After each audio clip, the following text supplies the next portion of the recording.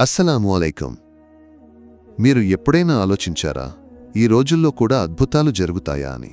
అయితే భూమిపై ఒక ప్రదేశం ఉంది, అక్కడ ఇప్పటికీ అద్భుతాలు ప్రజలను ఆశ్చర్యపరుస్తున్నాయి. అన్ని ప్రవక్తలకు అల్లాహ్ అద్భుతాలను ఇచ్చాడు.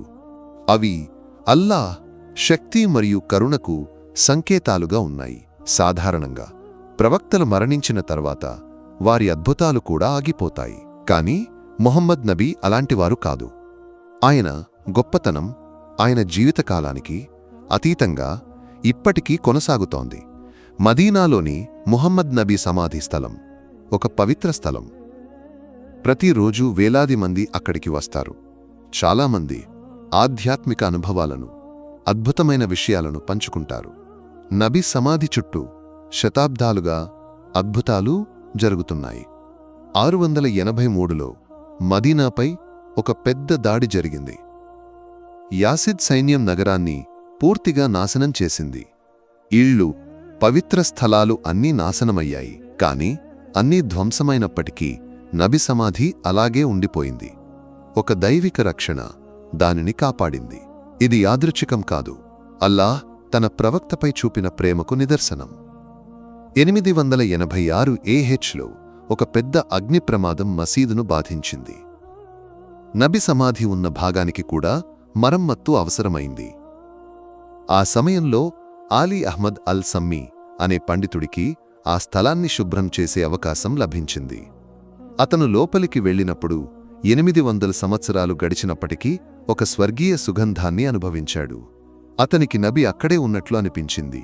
సాధారణంగా శరీరం 6 అడుగుల మట్టి కింద త్వరగా కుళ్ళిపోతుంది. కాని నబి సమాధి ఇప్పటికీ ఒక పూల తోటలా సుగంధాన్ని వెదజల్లుతోంది.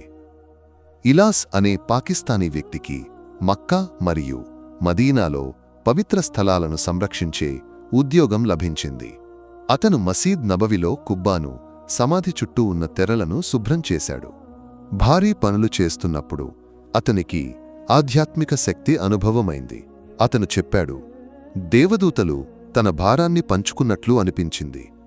ఒక బంగ్లాదేశ్ సహోద్యోగి కూడా ఇలాగే చెప్పాడు.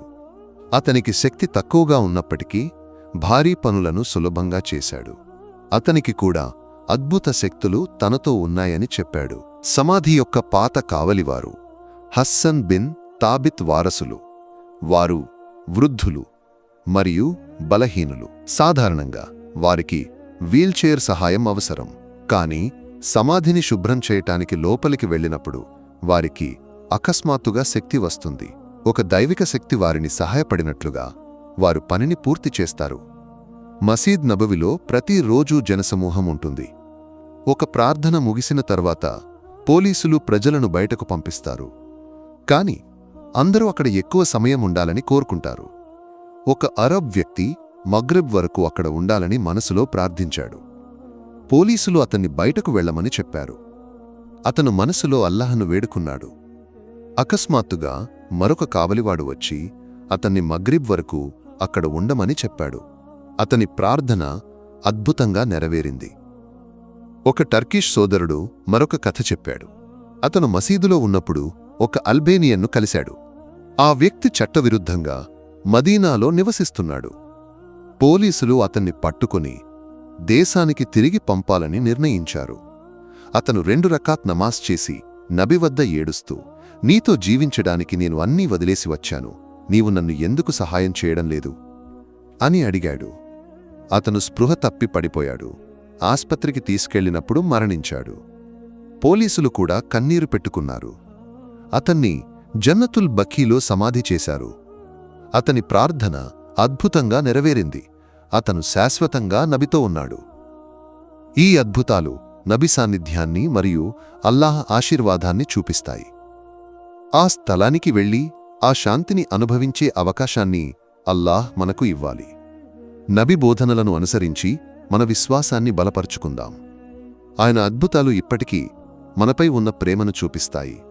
మన చర్యలు ఆయన బోధనలకు అనుగుణంగా ఉన్నాయా?